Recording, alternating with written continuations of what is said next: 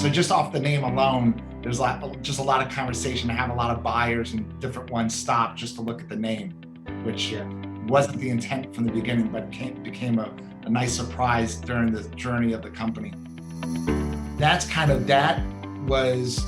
was like the very first kind of step where I knew, okay, it's starting to happen. And then I started getting stores, a store in California, which I'm in Florida.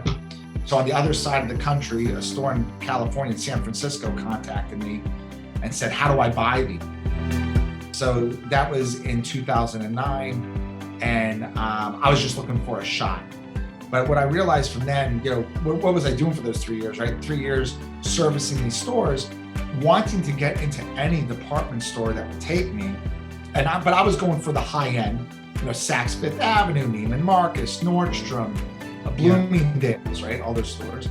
And what had happened was I realized the reason why we were so successful with the men's specialty stores was because that kind of relationship that boutique relationship with their customer is a one-on-one relationship.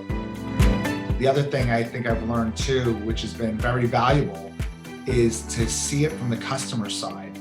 You may see it one way and you may be pitching it one way, but the consumer facing sees it a different way. They don't see it exactly the way you're seeing it. We reached out to our existing store partners, and it's a lot of them is the majors that we're not we weren't drop shipping for. So, we have our inventory in our warehouse, which, by the way, our warehouse and everything, we have a vertical company. We have a warehouse behind me, in the back that we ship from. So it's like we have this inventory, we do logistics, we do it very well.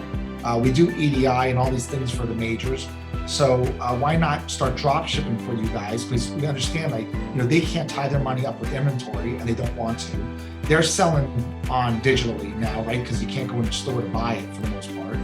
So we've become their logistics for Würkin stiffs, right? So if you want to buy a product, they'll sell it online, and then we do all the heavy lifting back here. And that's been a change for us because we weren't drop shipping for stores.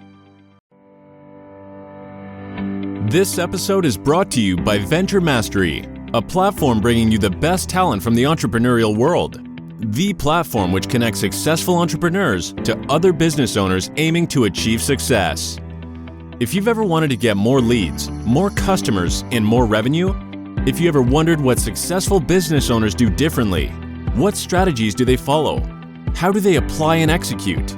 If you ever wondered how other entrepreneurs manage to scale their businesses, then you're in the right place. Our mission is to become one of the best educational resources for entrepreneurs who have tried and failed continuously. Anyone can build a business, but only 1% can master it, grow, scale, and prosper. We help you get into that 1% with proven methods used by 7-figure entrepreneurs from all around the world. We will cover all aspects of running a business successfully from a practical standpoint, covering everything you need to know about money and finance, leadership, sales, marketing, wealth management, mindset, and how to get you motivated day by day.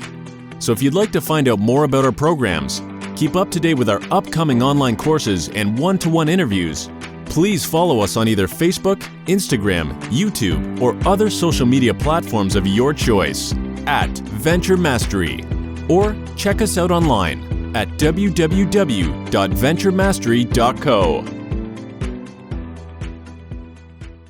So welcome to another episode of Venture Mastery video podcast. I'm your host, Phil Amery, founder and CEO of Venture Mastery. And as usual, I brought to you a special guest for today, someone who built an outstanding brand, a really good innovative product, which is very tiny, but still it's very practical. So please welcome Jonathan Booth, founder of Würkin Stiffs. I had to check my notes so that I can make sure I can pronounce it correctly. Welcome to the podcast, Jonathan. How are you doing today? I'm doing well, Phil. Yeah, it's funny. all the Europeans will say Würkin stiffs, and here in America, I'm like, we're just a normal working stiff, but I like the Würkin better. It sounds like, Yes, and consider this from someone whose native language is Hungarian. So we have this letter with U. So it's for us perfect. it's quite familiar. But this comes from German, as I understand. Yeah, my background, my family is Italian and German, and so the U with the umlauts is very German, and that's kind of how we took there's a term here in the United States and maybe over in Hungary as well, working stiffs. It's like just a blue collar guy, making his way through, just working day after day.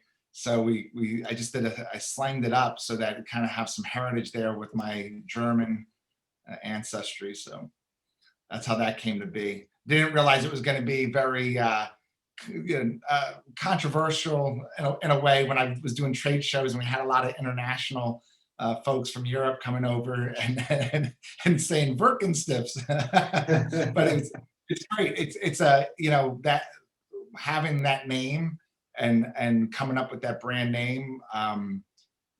And later on, I didn't think it was such a big deal at the beginning, but later on, it kind of grew legs of its own because not a lot of people, especially here in the States, seeing the U. They say, "Oh, the U with the dots." I'm like, "Oh, those are called umlauts." So just off the name alone, there's just a lot of conversation. I have a lot of buyers and different ones stop just to look at the name, which wasn't the intent from the beginning, but became a nice surprise during the journey of the company. Yeah. Jonathan, I want to take us back, our audience, to a very, very early stage. And here I mean before the Shark Tank experience you had, which was, as I remember, in 2005. It was the second season, as I'm not wrong. Yeah, it was 2000 and 2011.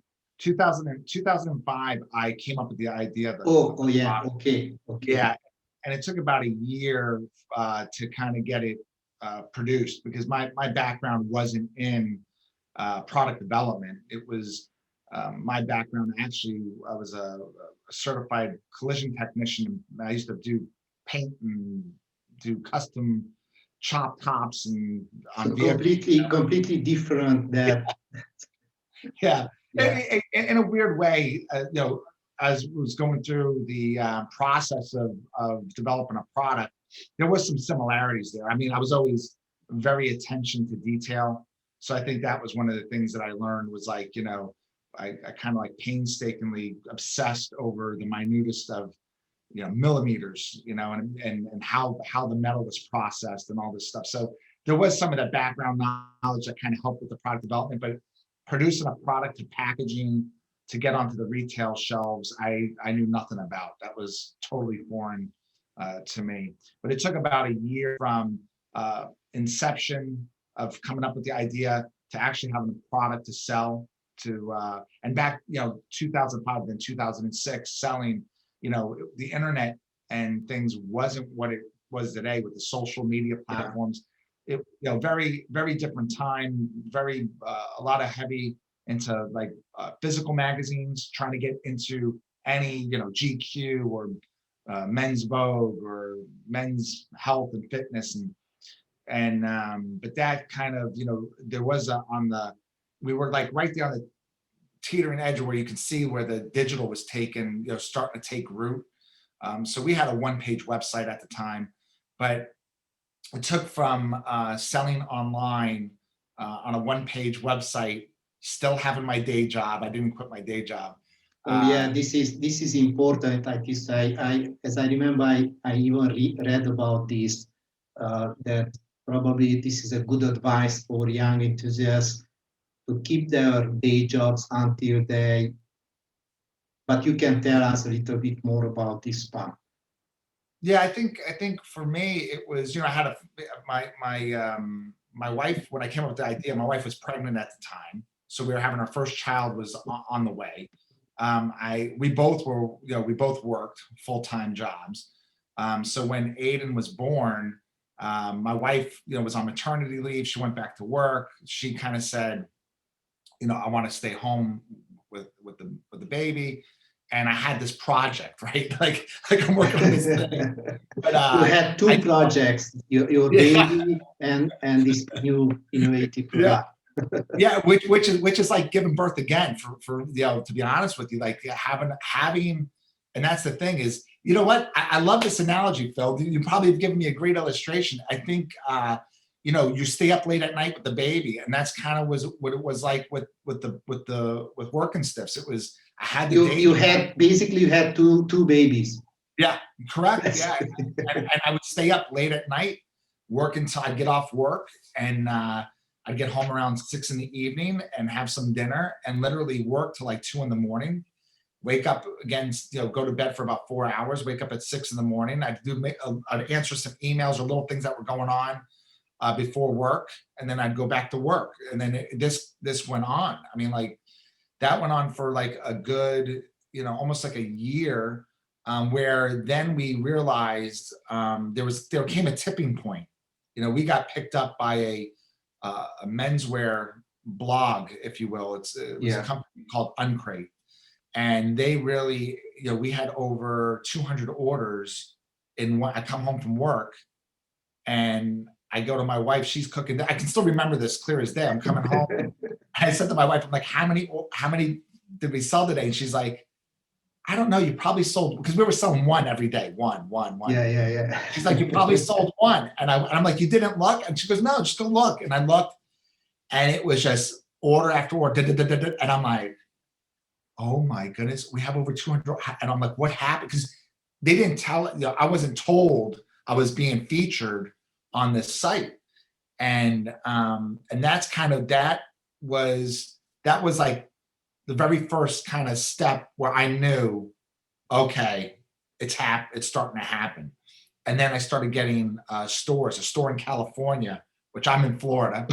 So on the other side of the country, a store in California, in San Francisco, contacted me and said, how do I buy these?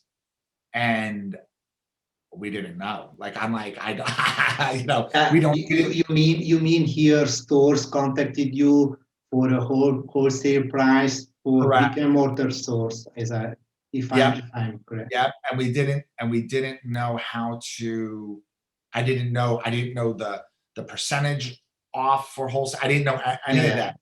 So, and this is at a time too where it wasn't like direct to consumer was really a thing like it is today, right? People say, well, I'm going to cut out the middleman and I'm going to go direct to consumer. I'm going to go.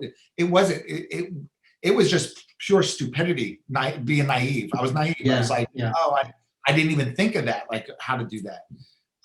So what had happened was all online orders, all this interest, working a day job, and I realized I was having some issues with the day job. Anyways, I was a general manager of a couple of stores, and I knew it was time to leave. Anyways, it was kind of it all came to one kind of fork in the road, if you will. Like I had to make a decision anyways about this job anyways.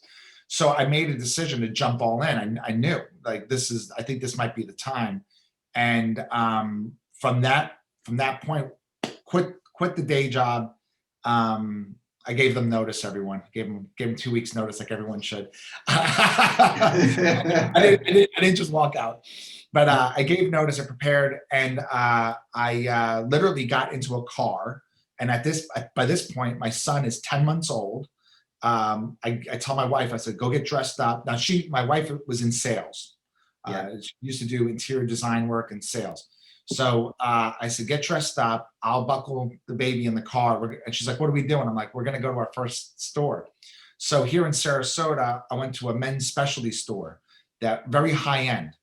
Yeah.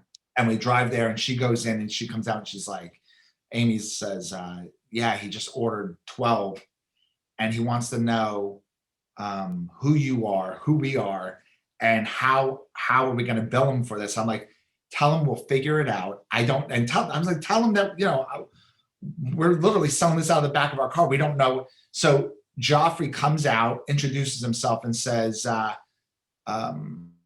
tells us about a store up in Tampa, which is about an hour drive north from us.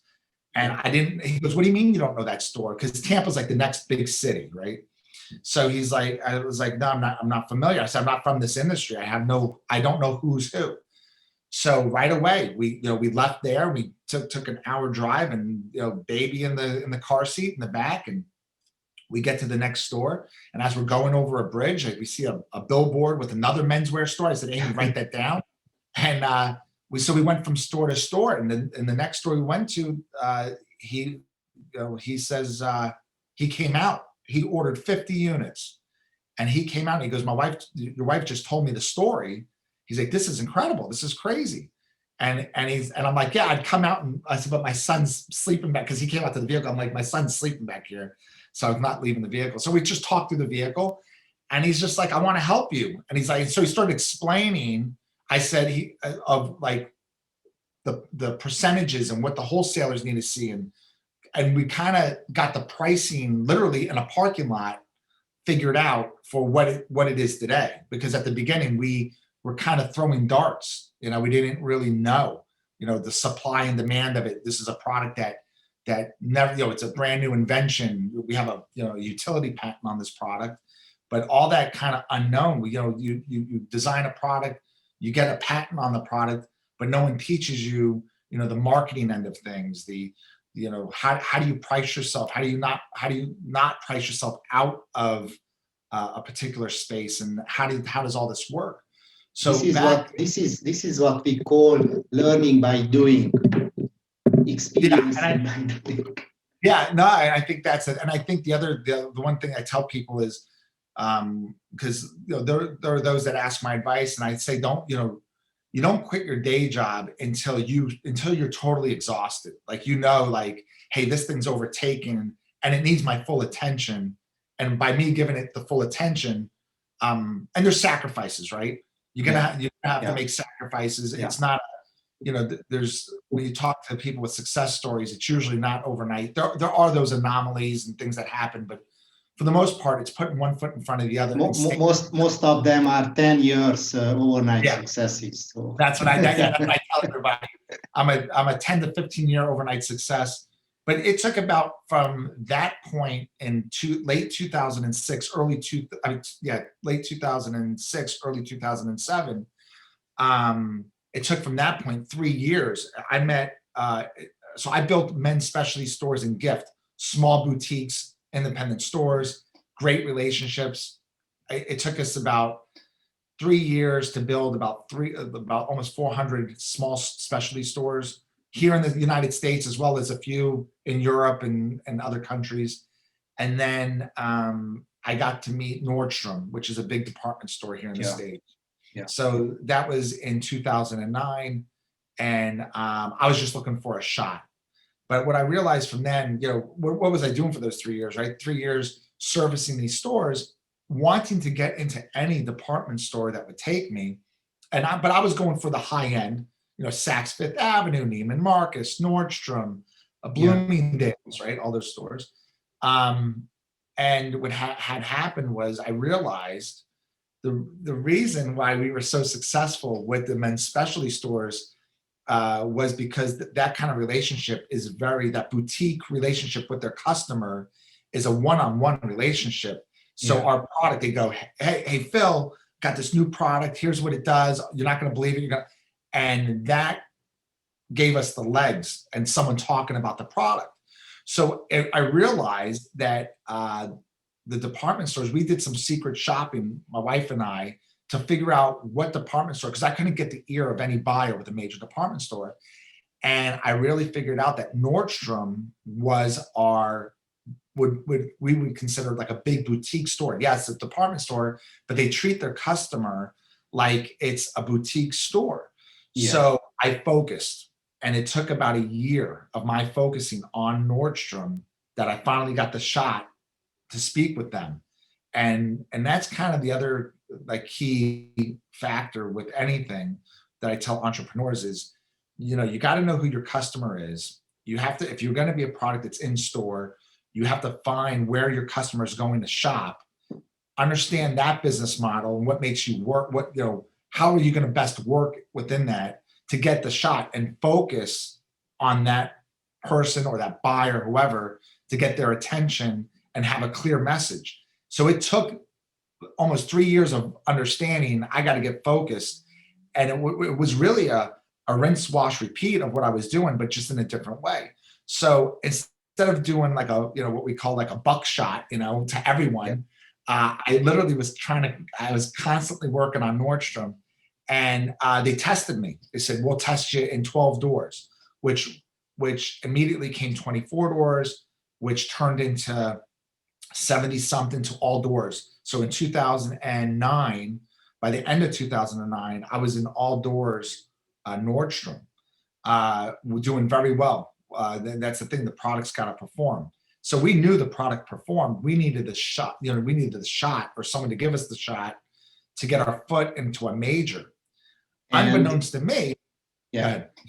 And in 2009, e-commerce was in your case, it wasn't a priority at that time, or it is because of the product which requires or is more or less more beneficial to use it to sell it in a store rather than on e-commerce site?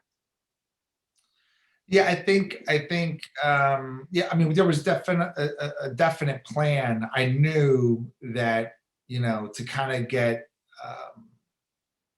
validity with the brand, that we needed to start on more of a higher end department store, and we had to get to the more people, right? Because and we knew that the mass mid-tier, if you will, stores would come later.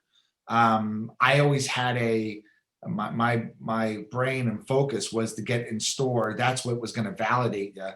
Back then, it wasn't like direct to consumer, online only. My focus was always like, how do you get in store? How do we position ourselves as the premier product?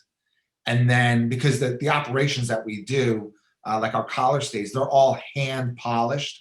I mean, it's kind of funny, within the product of itself. Yeah, it's a magnetic collar stay. It has a utilitarian factor. It has a utility patent on it, all these great things. I wanted to make sure that the packaging, the product itself was the best that it could be.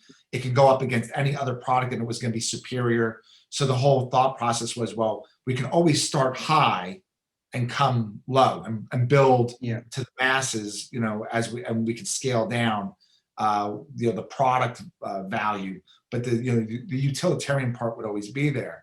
So, with the Nordstrom story, I literally trained playing an automobile around the country, and I saw about 80 Nordstrom stores, talk to the customers on the floor, and that really set me up for future success, as well as buyers from Neiman Marcus and Saks Fifth Avenue. They saw my product at Nordstrom, because a lot of these buyers go to their competitors to go look at what's the hot item. Well, when you have everybody on the floor saying, oh my goodness, we just got these Würkin stiffs.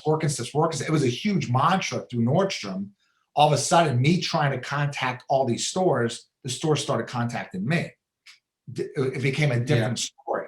So 2010, I started having conversations in mid-2010 with Neiman Marcus and Saks Fifth Avenue and all these Bloomingdale's in these stores.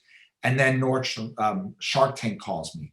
Shark Tank calls me in late 2010 because a producer saw the product at Nordstrom. So it's like you can kind of see like how these building blocks, you stay consistent, you put one foot in front of the other, and these opportunities start coming to you because you're starting to get more notoriety as the product's out there to the mass audience and the people out shopping. So that's kind of how, Yeah, by the way, where was the manufacturing part at that time? So the manufacturing was all done here in the United States at that time. We were working with about 11 different factories here in the United States, and we would assemble everything within my four walls. I had at that time, it was a small office with a workroom, and it was kind of, I think back to some of these days, Phil, and I'm like, I don't even know how I did it. We worked, oh my goodness, no lie. We worked 24, 48 hours, sometimes straight, taking shifts. I mean, I'm talking about my wife and I and like two other people who were teenagers at the time. You can And send me a few pictures if you have yeah, by that time, because I guess, I will post them on yeah, this page. So it was crazy. When yeah, I hired my first like major hire, um, and he was actually from California. Nordstrom put us together, and Ken flew in, and he walked in. Now, Ken is seasoned with big companies and sees how this is done. And I'm in all these stores, and this was like right after Shark Tank had aired, and so Shark Tank I filmed in late 2010 and aired in 2011. And he comes in, he goes, "Oh my goodness, this is what you guys are doing? You guys are assembling all this stuff yourself?" I'm like, "Uh-huh." And it was, and that got to a point where it got too big, right? It was overwhelming, and we knew we had to do it differently. We couldn't yeah, scale and maintain doing what we were doing. And yeah, that's kind of when I had to find a factory overseas that could give me a finished product. yeah. And before jumping in the Shark Tank experience you had, um, I actually watched that part on YouTube, and in my interpretation, I can see two Jonathans, the Jonathan 1.0 and the Jonathan 2.0. And at the time when you were at Shark Tank, I hope this will be a positive critique for you and for Yeah. our audience. I think you learned a lot, but it would be a good lesson how to deal with, how to treat investors in terms of communication. That's in my interpretation, but probably you experienced the same. I watched a YouTube interview with someone else, which was, I think it was last year created, and you were another Jonathan, a mature Jonathan, someone who is experienced. I don't know if you agree with this part. Uh, Probably our audience will also check out Yeah. your pitching deck, I Yeah. think, and the faces of the investors, especially of Damon and, Yeah, and I think Kevin. I was very excitable. I knew Damon was the guy I wanted going in. It was Yes, season two, right? Like, because of obvious reason of yeah, his experience with similar yeah, products and similar industry. Yeah, correct.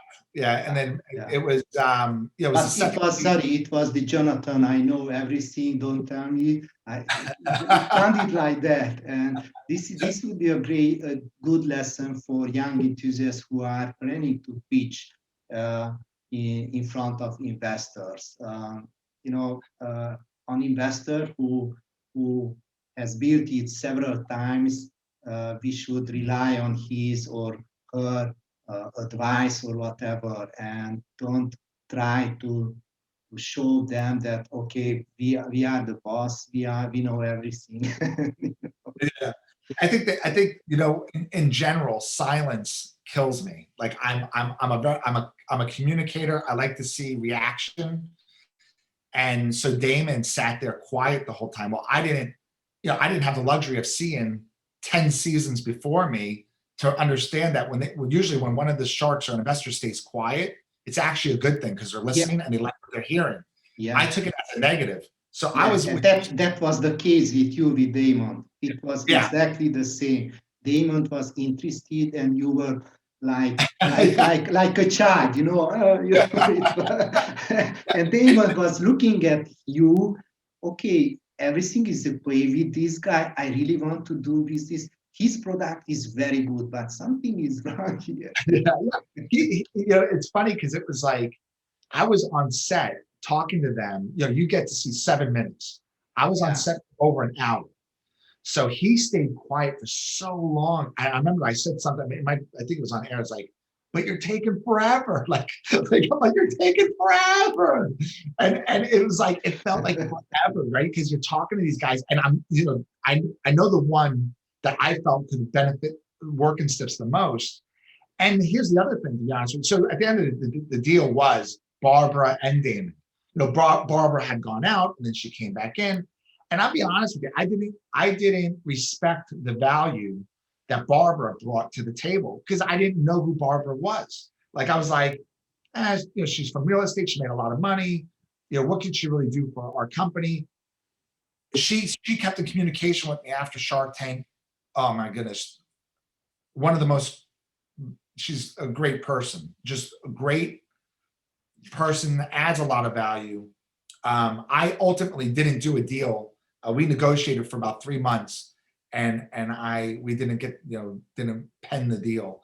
But looking back, I probably should have signed and made the deal happen. I think there was a lot more benefits than I realized back then. And I think what you're saying, Phil, is 100%. I was younger, didn't know. I was excitable. I could take on the world by myself. It wasn't that I don't need you, but I'm like, look, we're on a huge growth curve. Like, I need something more than money. And I still say similar things today, but I didn't understand how to scale. And I remember you told them, I don't only want the money, I also need help. Yeah. That's the thing. I think when you're in the trenches, like, at that time, like, you're getting a peek into that time where we're literally dealing with all these factories assembling all this product, and the company's growing, and then you hit Shark Tank and you're still assembling product. I mean, that's a problem. I mean, because we were working day and night to get the demand out the door.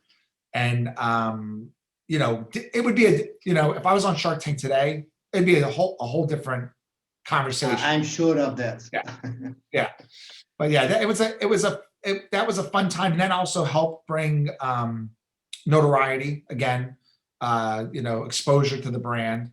Again, it's not even Shark Tank today is not the same it was when I was on that season. But learned a lot. Still in contact with Damon. Even Mark Cuban, no one would see him, but he was off camera, like doing, talking to me kind of like silently. I know telling Mark, they're like, you can't coach him. And he was just trying to help me. So you got a lot going on that you don't see like that's on camera. And at a time where, you're very excited to get national publicity and exposure to the brand. But yeah, they did take, everyone plays part. It is television a little bit. They edited a little bit, but happy to do it. Would do it again in a heartbeat.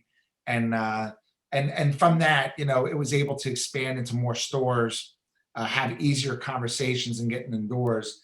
And as the brand went on, and obviously we're still in the thick of it with a different chapter with COVID hitting the world. We hit, like any company, we hit a plateau, and we went through a lot of different, defending the patent successfully, and take some wind out of the sails when you have to go, take your mind from creatively to litigiously defending a patent with attorneys and spending that money, which is hundreds of thousands of dollars. But we've been successful on those rights as well. But in 2018, 2019, we were going into another growth surge. So the company was plateauing, and we were going at an extreme rate. We focused, we keep talking about focus focus with the stores. In 2016, 2017, I had over 500 SKUs. We were making bags, wallets, cufflinks, tie bars, you name it, we were doing it. It wasn't that a mistake? You don't realize how big of a mistake it was while you're doing it, because all I was doing, I was in my glory because I'm creating product, and keep up. That's what I'm experiencing with my clients, especially e-commerce clients. The more SKUs you have, the more problems, because in most of the cases, each individual SKU, each individual product needs probably a certain kind of marketing. And tell us about your story about this. Well, Phil, I think you're 100% correct. I think that was the learning lesson that as you build product, and if you're not this huge company, you have it's money, it's time, it's dedication, it's Yeah. it's a lot of things, and you have to focus. I literally, I wasn't, I became unhappy because it was like I had all these SKUs, doing all these trade shows, keeping up with trend, creating trend, getting ripped off. We had all these things. It was like the heartbeat of the company, which I've successfully defended and marketed and all this stuff, became the background of the company, which was the magnetic college day. It was in the background, but it was making us all this money and it was funding everything we were doing. So the company's growing. The 2080 rules. Yeah. Yeah. And my life, the family, my family's lifestyle wasn't changing from back in 2005, 2006, because all the money's going back. Huge issue. Yeah, but the company's growing, right? And you're saying, it's millions of dollars and millions of units. And so I made a decision in 16, 17 that I was going to focus on the core product and get rid of all these other SKUs. And there was a lot of internal discussion about, that this was going to be financial, suicide for the company. And I saw it very differently. And along the way, what I realized was when I stayed with my gut and I stayed with my belief system, it worked. And when I started listening to other people, it worked, but it was benefiting them more than it was me. So I put my foot down. I actually hired a consultant, which I said I would never do. I hired a consultant and I flew him in and we had this big discussion. And he said to me, he's like, John, he's like, I see what you're doing. I understand it. And it's probably going to be the smartest move you ever make. It's the right move. And it's actually tough for an entrepreneur to come to this decision on their own. And I'm like, he goes, so kudos to you. So it kind of validated that, yeah, my thinking is right. And this is a guy that's seen companies way bigger companies than me.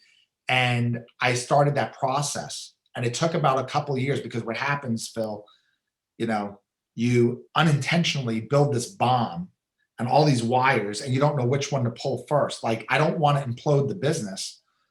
So how do I unravel this thing that I made and successfully do so with the star of the product that's in the background, get it back into the foreground?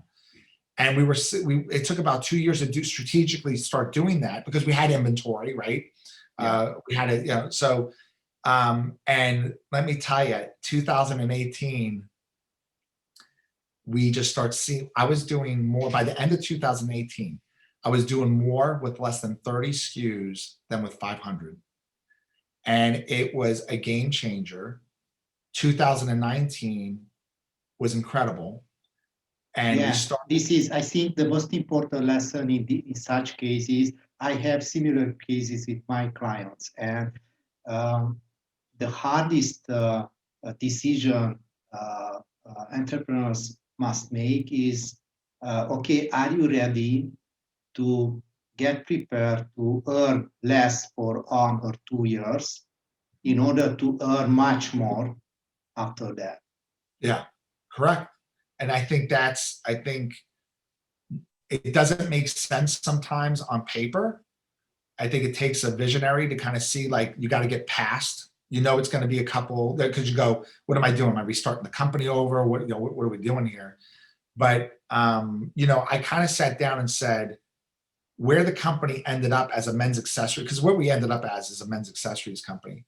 And we're really a problem solutions company. So I knew, like, all the experience I have gained, not knowing this industry, coming into the industry where a lot of people know me within, and you probably have clients or friends or people that, you break into an industry that looks so big. Oh my goodness, this person, that person, all these names and this, that, and you're learning along the way to come out to find out the industry is actually very small.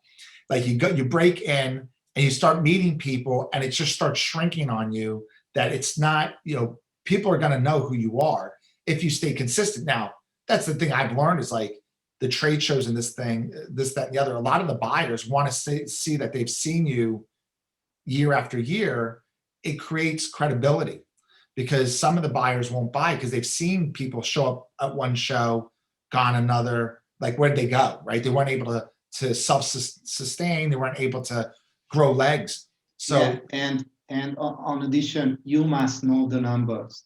You must know the market size in that particular niche or that, because yeah, it's a niche. And yeah, you know 100%. that's the first thing I analyze when a new client comes up to me. I need to know the market size and where is that business at that particular time with his business in that market and in that pie. If that Yeah, pie is, I don't know, 1 million, 2 million, or 100 millions, and you are earning 1 million or 10% or 15%, what's your chances to grow to XYZ, you know? yeah. I think you hit the nail on the head. It's like the other thing I think I've learned too, which has been very valuable, is to see it from the customer side.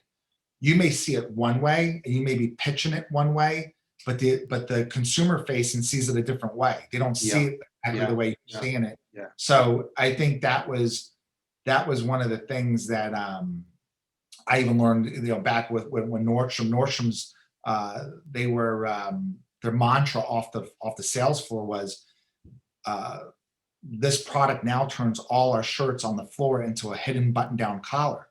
You would have people come in looking for collars that had the button down collars, and I used to wear button down collars, hence how I came up with this thing. But it was like a new twist on what I was saying, right? So they were like, I'm like, no more flyaway collar, it takes you from looking like this. They're like, all shirts are hidden button down collars, and it worked. I mean, like, and so they know their customer, they see your product from maybe a different angle, and they know, and that's the thing, is trusting others to kind of that they know their business. Like, even like with the investors, the investors know their business. They know what they're doing. They're staying silent for a reason, that, and not to get shaken by that. And that's kind of my thing, is like, like I said, like when people are silent, I over talk. So it's like, I got to learn to, like, okay, now that I'm a little more mature, if you stay silent, I know it's going well, I'll stay silent and a little bit, and I won't get over dramatic. But with the product shifting, focusing down the product to the core product, doing more sales than ever, was it enabled us to step into the mid tier. So that's where, like in 2019, I started stepping into like Men's Warehouse, and going into Joseph A. Banks, going into, so now you're talking about footprints that have 3 to 5 times the amount of stores that the department stores that I'm in currently. And then all that was going very well. And then COVID hits March 15th of last year of 2020. Was literally, for retail, was like hitting a brick wall. And then I know I have clients in retail, and but I managed to build some campaigns for 1 week or 2 weeks, which were quite okay. But it's very interesting how consumers react to certain offers. You might consider that people are not buying, but it depends on the offer. And yeah, I think we that, are here in Hungary at this moment. We are in a full lockdown, so all shops are closed. But yeah, yeah, yeah, and everyone was scrambling to get, like, to get their business online, which we were already online, but our online business, we're big online as well as Amazon, like, a lot of companies. But for us, we have a niche product that you need to, go to work or entertain. You have to be, it's for collared. Our main product is for collared shirts. So then it's navigating. So what do you do from there, right? Like when things aren't 100%. We've been very fortunate that we month after month we continually have sales. It's not to what it was, but one of the things I'm a big believer in and have always done is, my company comes first. This is, like we had said from the beginning of this conversation, it's a child, right? So yeah, I'm fortunate enough that I get to look at my son, who's now 15 years old. He's the age of my company, right? So I get to say, I'm saving for his future, and I save for my company's future, which are the people that work for me as well. So we've been able to weather this storm because I'm not out frivolously buying and doing things before the pandemic. I'm actually investing in the future of the company and putting a nest egg. So, yeah, we've weathered storms in the past. This one's the biggest storm we've ever had to weather, but we're doing it because I was able to kind of build this within the company, not knowing it was going to be a year plus, ride. Yeah. But and I've had to make those hard decisions too. It's like, we're not at full staff or full capacity like we'd like to be, but the business that we're doing is meaningful business. It's not we're not going anywhere. So we see a lot of opportunity as things, and it's also helped me for the past year. We've been in the background rebuilding the brand the way I've always seen it from 15 years ago, that I got sidetracked and did all these other things. We've got things in the works now that are really what Würkin should have been.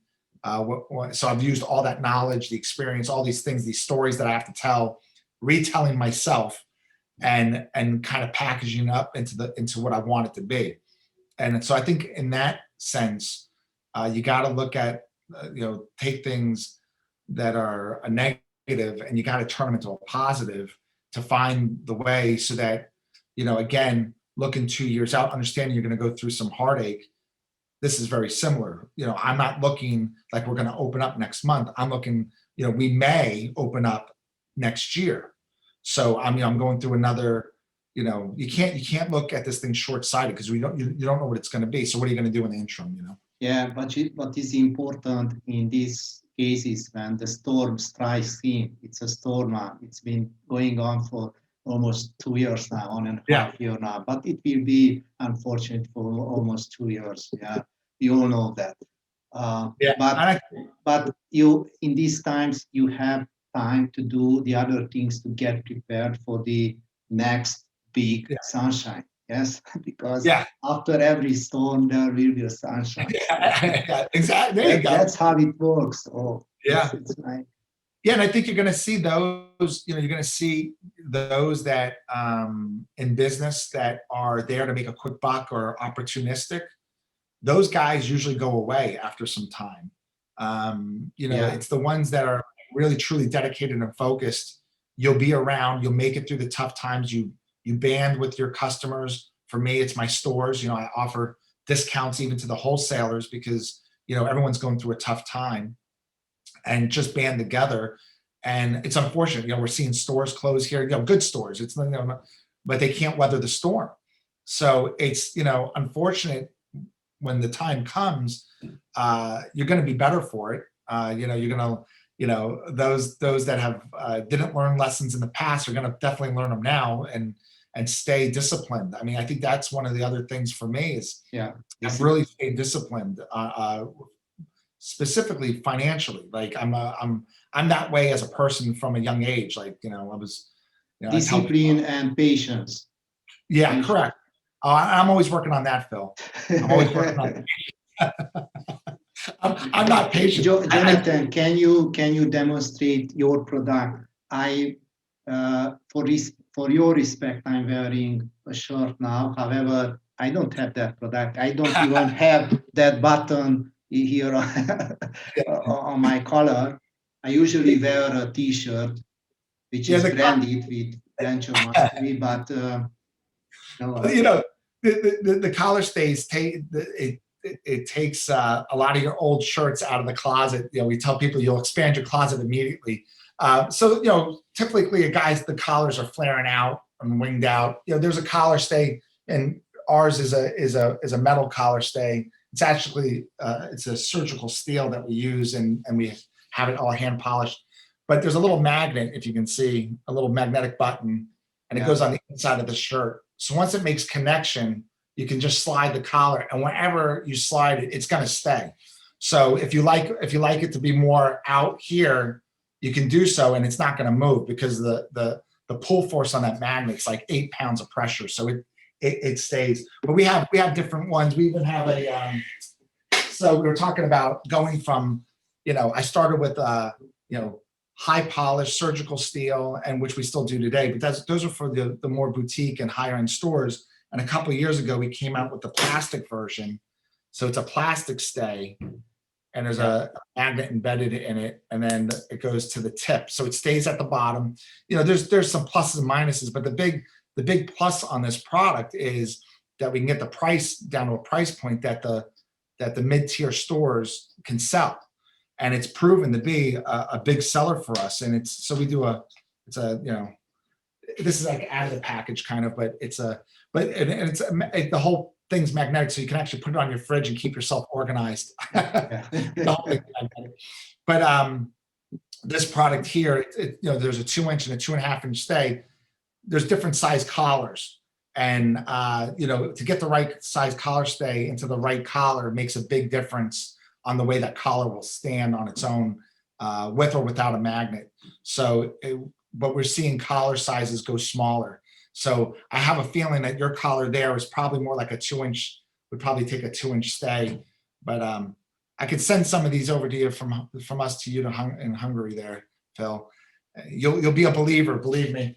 I get a lot of guys that are skeptical. They're like, I don't know. And then they wear like, I won't wear anything else. And I think that's, for me, that's what it's about. It's like a small product that makes a big difference. And to see people's faces change, and that you can literally do that on a sales floor or in person, they think it's a magic trick. But we get those emails all the time, and that's kind of what helps keep you going too, is that people really appreciate the product. They appreciate the hard work you put into, every aspect, from the product itself to the packaging. And we have people that say, I won't throw away the packaging. Can my case, where do I get another case? And that makes me feel good. I'm like, well, it's actually a throwaway case, but it makes you feel good that, I have put that effort into the product on all aspects, and that someone appreciates it. I mean, like, you can't get paid enough for that feeling, so it's nice. With such products, my biggest concern would always be the counterfeiting, and I suppose you have your own strategy for this. I mean, patents and so on. How do you handle this issue or this threat, which I suppose you are facing even now? What can you tell us about this part? All right, so you kind of broke up, Phil, a little bit. Are you saying competitors? If I heard, it kind of broke up. What the issue of what? Counterfeiting. Counterfeit. Okay. Yeah. So we have, the biggest thing is the platforms that these counterfeiters and patent infringers, they go to. It's usually the third-party marketplaces. Unfortunately, you have to, if you have a patent, you have to defend the patent. So we end up using our attorneys to contact these for like a cease and desist. We've had to take it further into litigation for small as well as large. Our largest was Amazon back in 2015, 2016, and we had to so we were able to successfully have now a partnership with Amazon that keeps those infringers or counterfeiters off the platform. Yeah. So to do that, you have to, you have to get into the legal system, and it's unfortunate, right? Because we have documentation and years of the patent going through a process here in the United States to get the patent published, and that you own the patent rights, but you still have to defend it. I'm sure it's the same over in Europe and Hungary and different things. Counterfeiters, we've had people steal our imagery, saying that they're working stiffs again. But realistically, going one by one, it's time consuming, it's costly through attorneys. And that's why we kind of go directly to the source, if you will, to the marketplace. a lot of these marketplaces now have ways that you can submit in infringement, whether it be trademark, copyright, patent, counterfeit, taking your brand, different things through trademark. They have ways of contacting these platforms so that they can now you have to back it up with the right documentation, but it's been getting easier for the takedown, right? But it still requires that. So we have someone internally that's all they do. I see. They have other jobs. It's not like just one person dedicated to this, but daily going through and making sure once we spot someone, off it goes to the attorney, off it goes to the platform that they're selling on.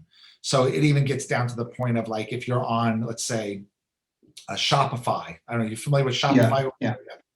So if they're on Shopify platform, they're selling on their own website on Shopify. We contact Shopify and let them know. And again, they have a way of doing it that you can fill out. But there's no quick, easy answer. It's literally staying diligent and consistent, and that's how we've kind of usually at the beginning, it's a big mountain to climb when you're seeing this stuff and you're like, like I gotta contact all these people, and you kind of know what you're dealing with, and some pleasantly to find out. I would say there's probably 80% of people don't even know that they're infringing and they take down immediately. The other 20% is a mixed bag. Some of them don't know, but want to see, validation within the patent, like, do you really have a patent, which I can understand. But that's where the attorneys come in, right? The attorney, when you're getting contacted by an attorney, it usually expedites all that other stuff. And the things that you have to litigate against, you just have to litigate against.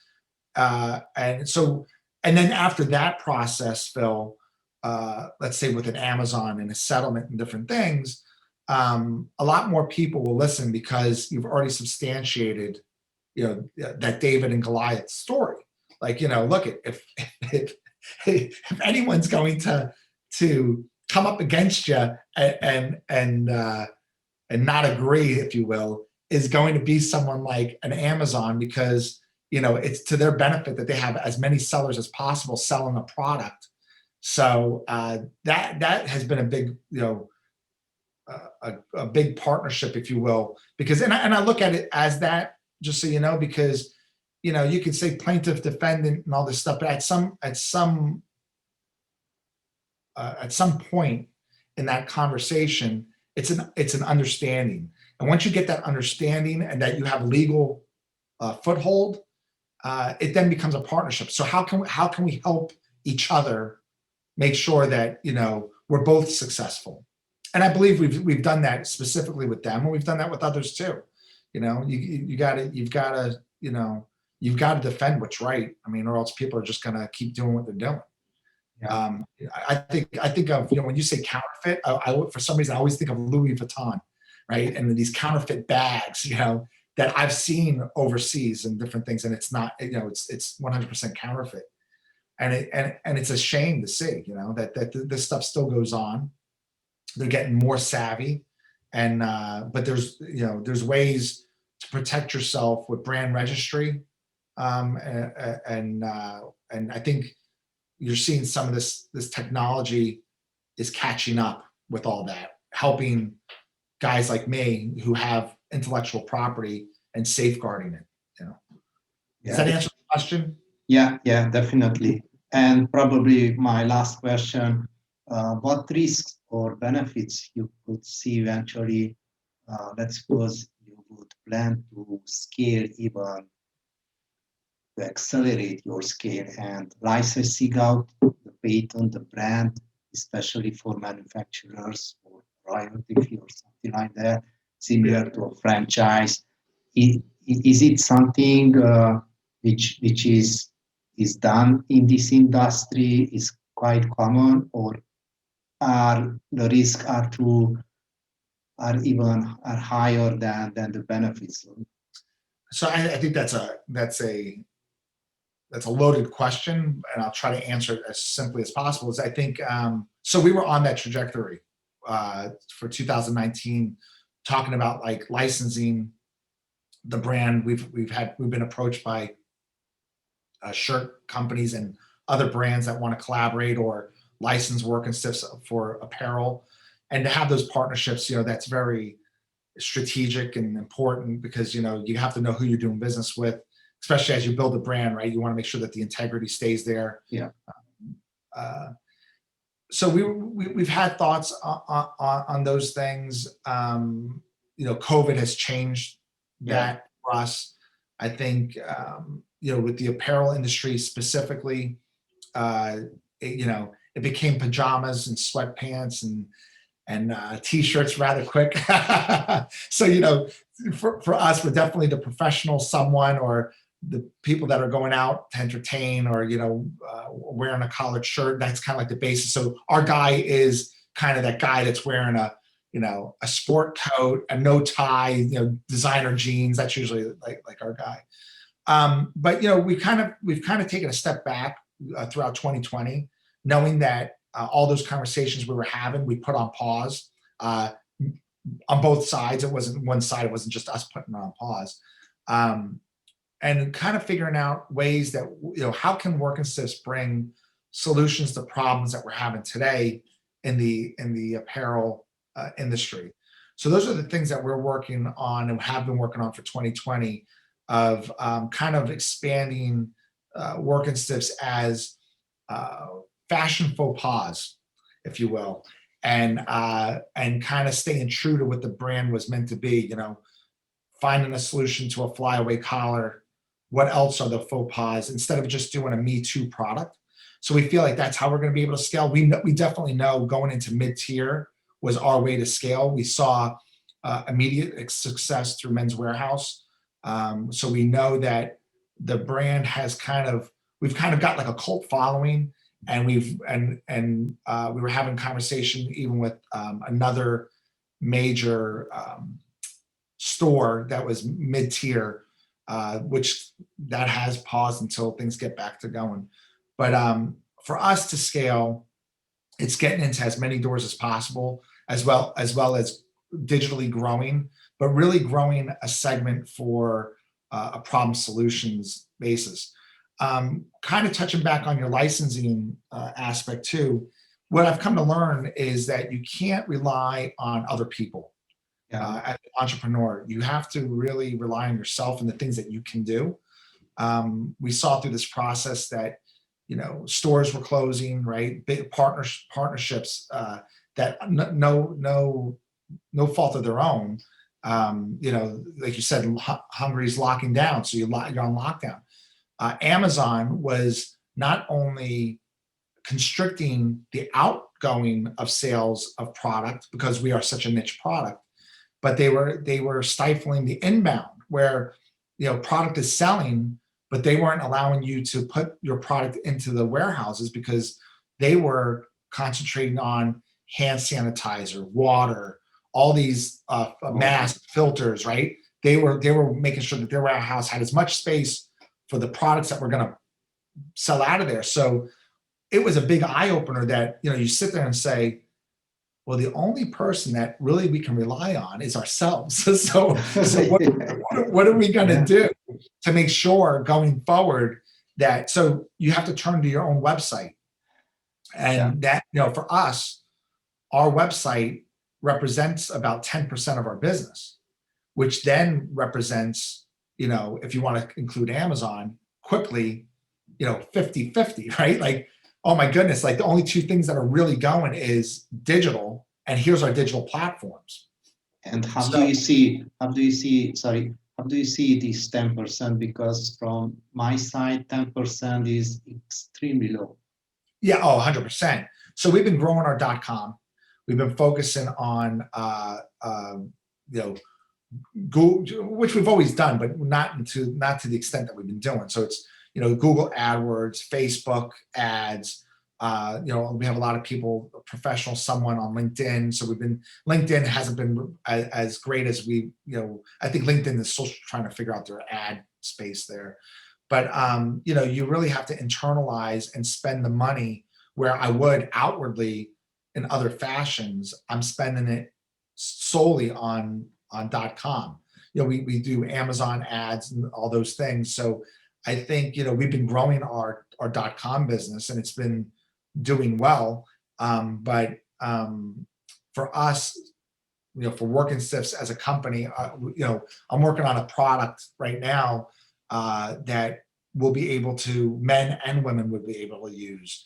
It can be used. It doesn't need to be a collared shirt, but it provides. I don't want to say what it is just yet, but it's going to provide. It's going to provide a solution to a problem that's not just with shirts, but with apparel, and to make you look better and this, that, and the other. So we're soon to release that, and I think that's going to be a game changer for us. So we built these building blocks in our ecosystem digitally that we needed. We needed to do this before pandemic, and we knew it. We knew it. We just never did it because our attention was to all these other places that the money's the product's selling at, and the money's coming in. So now when all that stuff goes bye-bye, right? Everything, your attention shifts to the conduits or the channels that you can change. And one of the things, just so you know as well, is like, so we've I try to use the word pivot. Everyone uses the word, we pivoted. But what we did was we reached out to our existing store partners, and it's a lot of them is the majors that we're not we weren't drop shipping for. So, we have our inventory in our warehouse, which, by the way, our warehouse and everything, we have a vertical company. We have a warehouse behind me, in the back that we ship from. So it's like we have this inventory. We do logistics. We do it very well. We do EDI and all these things for the majors. So why not start drop shipping for you guys? Because we understand, they can't tie their money up with inventory, and they don't want to. They're selling on digitally now, right? Because you can't go in store to buy it for the most part. So we've become their logistics for Würkin Stiffs, right? So if you want to buy a product, they'll sell it online, and then we do all the heavy lifting back here. And that's been a change for us, because we weren't drop shipping for stores. We didn't have to be honest with you. It was one of those things where it's an in-store product. Their .com would buy the product in bulk, and they would sell it and fulfill it. So we saw that change as well. So it's, for us, it's, we have the Amazon channel still up and going. None of it's where it used to be, but it's a great business. Our .com has become a better business, and we've opened up drop shipping for our in-store partners. And that's what's been able to sustain us and actually to grow in some ways. And then obviously working on a product that's a little more universal, that can be, on store shelves, sold directly, sold through dropship, whatever.